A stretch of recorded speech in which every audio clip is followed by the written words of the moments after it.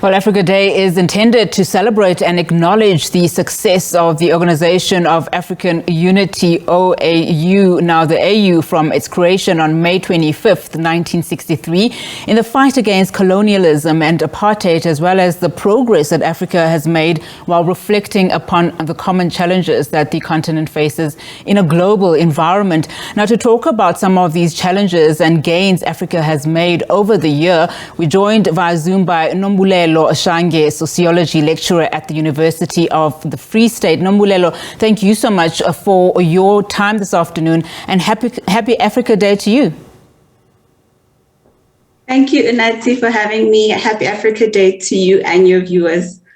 Of course, on this day, we remember and commemorate, the foundation of the Organization of the African Unity, a precursor to the African Union, as I've just said in my intro. Now, this day reminds us, greatly of the greatest Pan-African leaders of our time. There's so much to celebrate, but unfortunately, every year we are faced with the same question: is Africa Day worth celebrating? Considering just the sheer number of challenges that this continent is still faced with. I think it's definitely worth celebrating, and just even watching the previous insert, it's very inspiring to see some of the strategies that especially higher education institutions are sort of trying to put together with different institutions all across the continent. So it's definitely worth celebrating. We've got a lot to be proud of as Africans. We've come a long way. The continent has brought us a long way as South Africans, with South Africa having been one of the last African states to be decolonized. I'd want us to talk about a little bit of just where those gains have been made. For instance, in this continent, women have made significant strides in the political arena over the past few years. But a number of African women are still denied education and employment, and have, limited opportunities in trade, industry, and essentially African women battle for equality. I think it's interesting that this year's theme is also around food and resources. And if we're comparing that to putting that up against some of the climate issues that we face, we find that often it's women that carry the biggest burden of some of these challenges. And whilst there is a lot of important strides to have more womanist representation, unfortunately, it's still not enough. And often, when there's conversations about food security, policy development to ensure that we have more sustainable futures and that Africans don't go hungry, women are often not part of those conversations. Diverse women in particular are not often part of those conversations. It's rare to find women, for instance, from the rural settings in parliament, engaging actively in what they think state makers and leaders should actually consider when creating climate policies, when creating food sovereignty policies. Some of our forefathers obviously wanted to entrench, that unity in Africa. And of course, that previous clip that we've just played, those educators calling for Africa to unite to minimize dependency on foreign aid and food imports, from outside the continent. Where do we begin to show solidarity amongst each other? Sometimes it does sadden one when you see, Africa being praised, for the great work that it's done, for the gains that it's achieved, but yet we remain, not unified as Africans.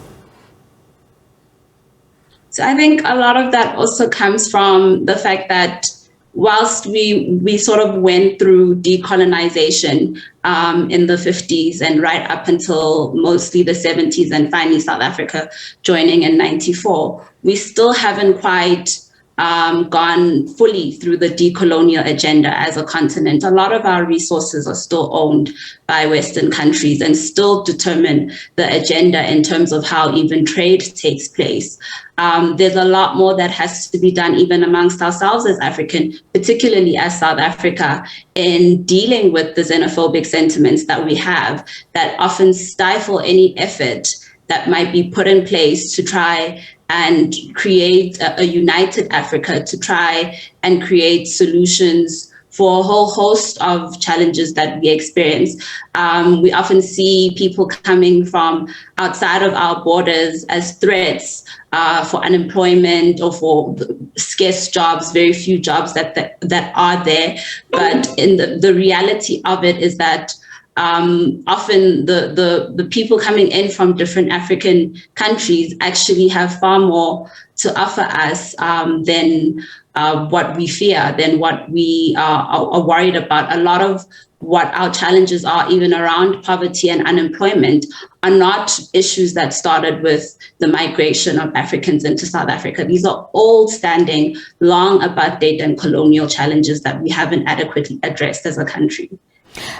Just on that point, how then do we start, especially as South Africa, start to address the issues of, xenophobia, Afrophobia, on this Pan-African agenda that you speak of?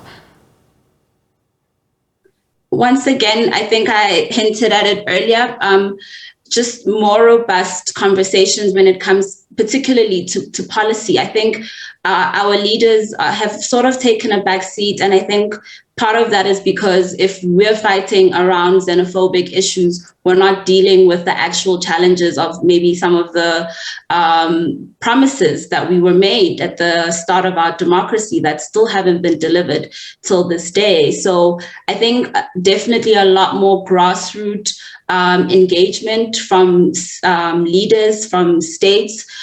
Institutions of higher education also have very crucial role to play in ensuring that there's gaps being bridged between the silos between ourselves, communities on the ground, policymakers, our leaders. So there's a lot of strategies that have to be considered. And of course, events like what we've seen in the University of Limpopo, and I think across various institutions, including my own today, around Africa Day are important, but maybe even with those, universities need to start thinking outwards and not just having these events in the confines and in the safety of the university campuses. We need to start having these engagements with communities as well, so that we understand where people are coming from. A lot of African immigrants that come to South Africa are climate refugees, for instance. And with our recent KZN floods and the droughts in Cape Town, it might not be too far of a reality for even us as South Africans, that one day we might find ourselves fleeing to Zimbabwe, fleeing once again to the African states that once supported us. Would we be able to get the same support that we once received during apartheid, considering how we have treated Africans? Nombulelo, thank you so much for your time this afternoon. We really do appreciate it. Thank you for having me. Nombulelo Shange, she's a sociology lecturer at the University of the Free State.